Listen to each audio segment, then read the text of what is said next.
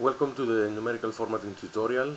In this tutorial we have a spreadsheet that has two columns containing the same numbers, as you can observe, and the idea is that we will keep the numbers in B column in general format with the exception of the date numbers, which are automatically formatted as date, and we will apply all the change, the different numerical formats as seen at the headers here: number, currency, accounting, percentage, fractions, and date in the second column. So by the end of the spreadsheet you will have the numbers as they were before, and as the numbers have changed after you have applied the different basic numerical types. So let's get started with. Now select the first four numbers in the C column from C6 up to C9, and you can actually right mouse button click on the area and choose format cells. There are other ways of doing that, but we are showing the most common way of doing this. So let's move that to another place that doesn't bother us and choose the number format. Now observe at the number format that we have the option to change the number of the decimal places, although in most cases we leave the number of the decimal places, the decimal digits in other words, into 2, to be able to use a 1000 separator, and we will tick this checkbox, and also determine alternative methods of representing the negative numbers. Now, the most common way of representing negative numbers is with a minus sign in front of it, but you can always choose in a red color or a minus sign with a red color.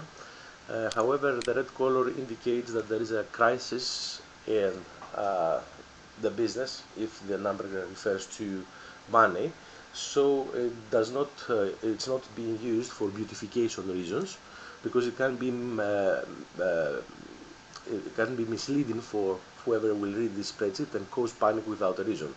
So we choose the first type of negative number format, we press OK, and we observe that two decimal digits have been added even to those numbers that didn't have any decimal digits or less decimal digits by placing non-significant zeros at the end of the decimal part of the number.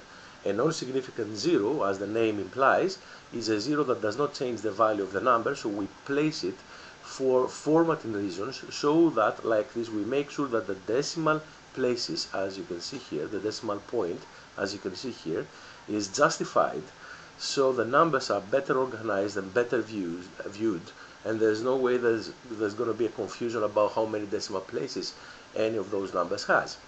Now also observe that if a number has more decimal digits, like the last number here, the last digit is truncated, which is 7, so 7 goes away, and the remaining last digit is rounded to the closest number. So if it's 5 or bigger, it will be rounded to the next number, so 6 becomes 7, as you see here, so you have 0.57. Also, a 1000 separation has replaced, and a minus sign to the negative number. Now let's select the next four numbers, which are going to be formatted as currency numbers. Again, right mouse button click, choose format cells, the dialog will appear. Let's move it down, choose the currency category. You see here we also have the ability to change the decimal digits, the number of the decimal digits. We leave that to 2. We don't have access to the 1000 separator, which is placed automatically, and it's compulsory in this format. We have the option to choose a different currency symbol, so all the currency symbols of almost all the countries, probably all the countries, are available here. We will just keep the euro for our case, and we have the ability to actually apply negative number formatting.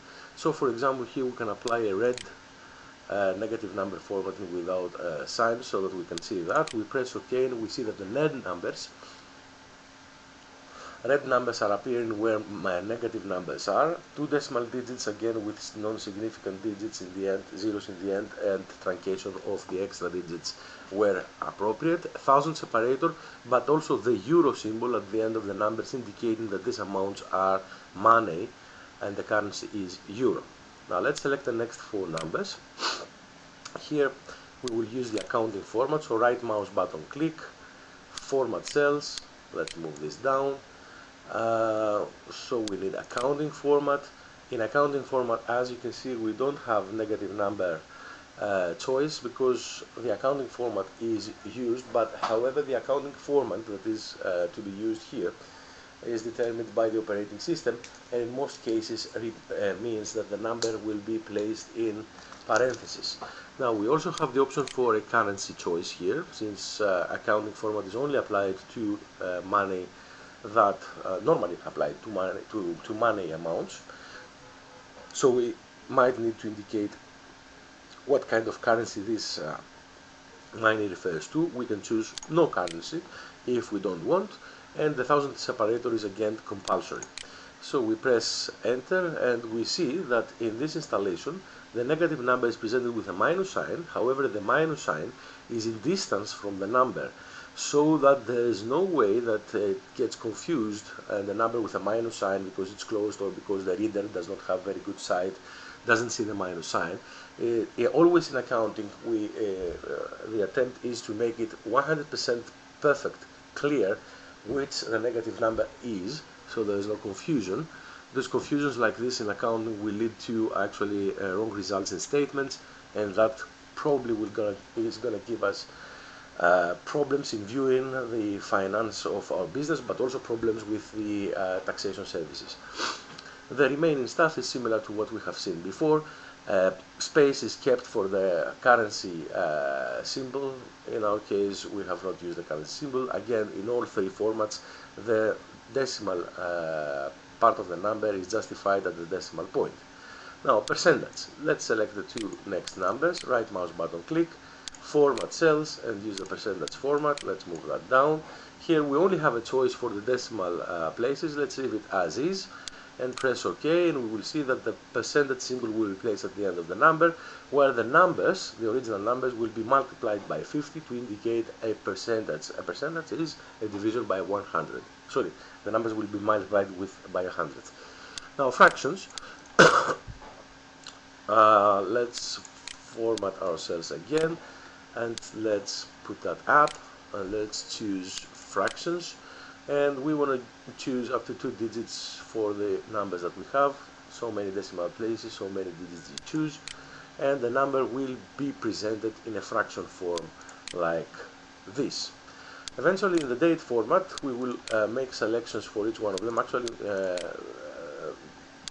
we want to see multiple different types of date format. So let's say the first one can be formatted as a full date with the name of the day, the month, and so on and so forth. Now, bear in mind that this is still a number.